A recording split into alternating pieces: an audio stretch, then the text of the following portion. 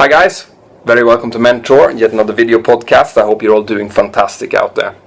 So today I want to talk about a question that I have been receiving from some of you guys who's been asking about the difference between a second officer, a first officer, a captain, and then instructors, chief pilots, and so on, and how you become this. So this differs a little bit between different airlines. Okay, if we look at the long haul industry, if you look at the airlines who are flying long haul, they are generally they have more roles in their cockpit. So they might have a second officer, which is generally a relief pilot, as in they will be jumping in, helping out during the cruise phase of the flight.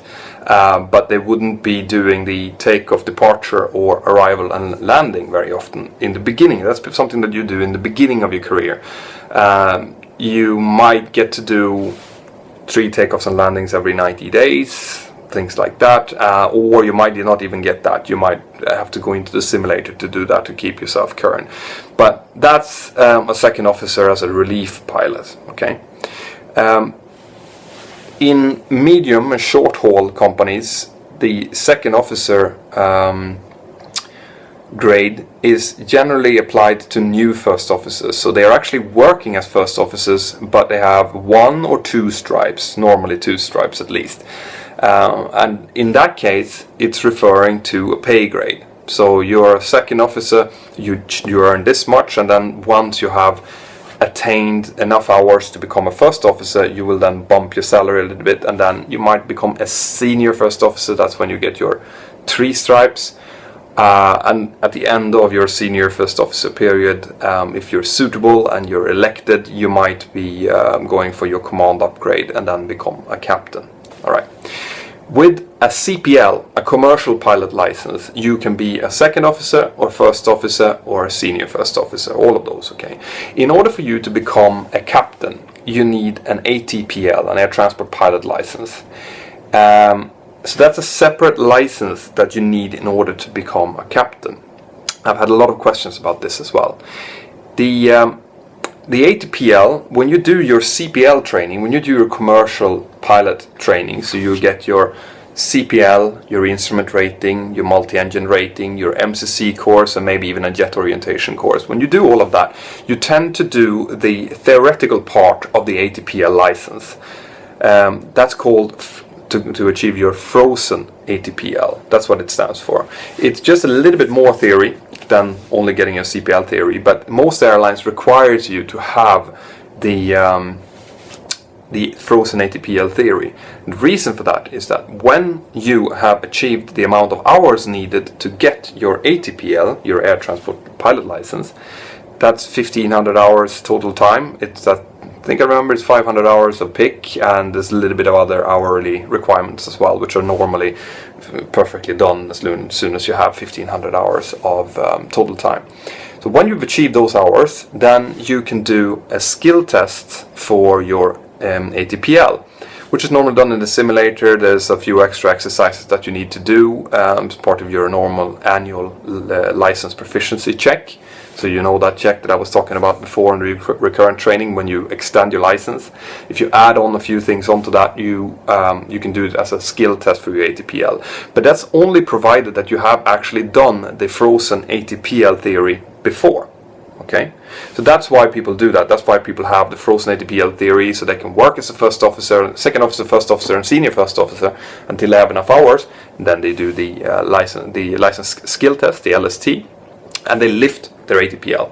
Once they have the ATPL, they're still first officers. Okay, it has nothing to do with becoming a captain. It just has something to do with the ability to become a captain. You need that license to be a captain in commercial aviation, in airlines basically. Right? So once you have your ATPL, then you continue to gather hours, and when the company feels that it's appropriate and you're suitable, then you will be asked to do the assessment to become a captain. You go through the whole assessment program, and if you're successful, you'll be training both in the simulator, theoretical training, and line training to become a captain. And then it'll be a line check, and if you're successful with that, you will get that 4th stripe. and you will then be assigned a command somewhere. It's depending on different airlines. In some airlines this goes fairly quickly. It can take, you know, from when you start your job until you have the chance to become a captain can take only 3.5 years. And some other airlines it can take 15-20 years, depending on if the airline is growing or not, if there's a lot of people leaving the airline and so on. Okay, so that's very, very individual. When it comes to the training roles, the instructor roles, and the managerial parts, it's different.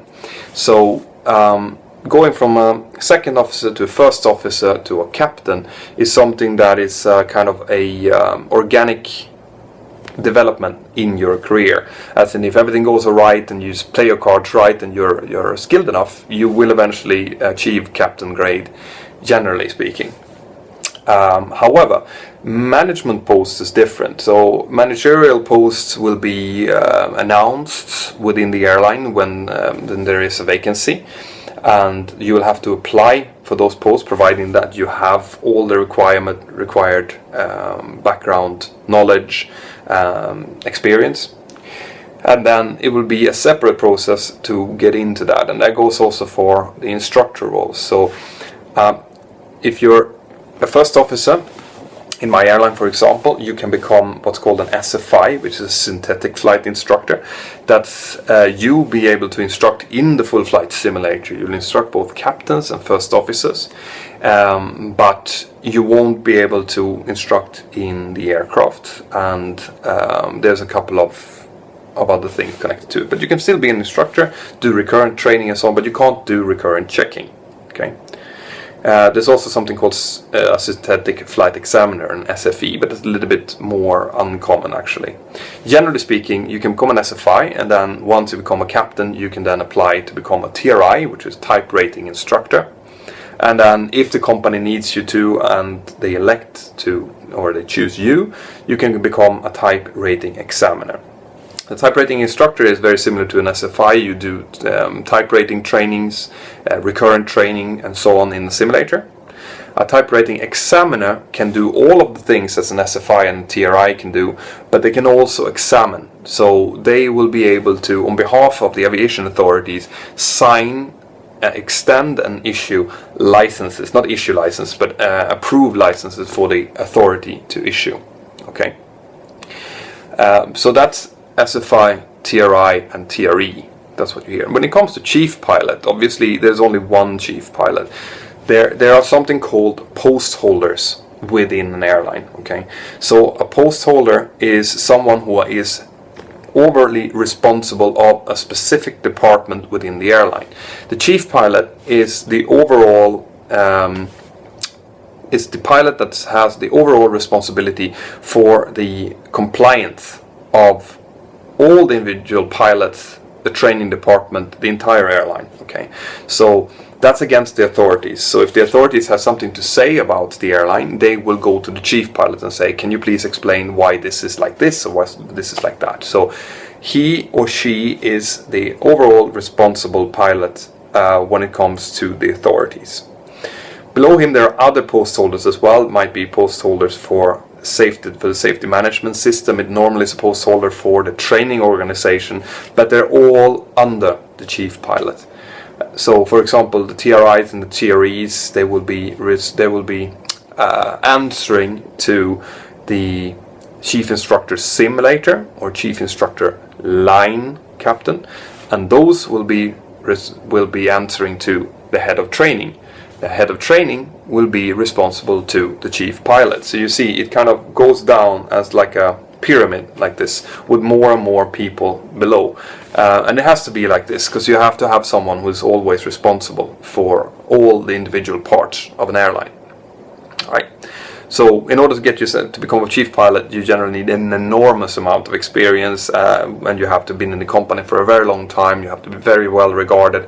You tend to need some other skills as well, mainly political, to be able to handle, both the the causes of the pilots and also the rest of the airline and the board of directors and the managers and all of that. So it's very much a position of liaison between authorities, between the commercial parts of the airline and the operational part, which is the flying, both the cabin crew, pilots, everyone who's involved in the operational part of the airline.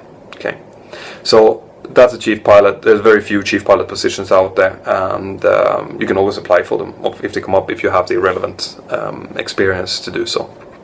Okay, I hope that cleared a little bit up, and there will be more videos coming up about failure management soon. I haven't decided on which failures to go for yet, but I have a few in mind. As always, share this video on Facebook, Twitter, Instagram.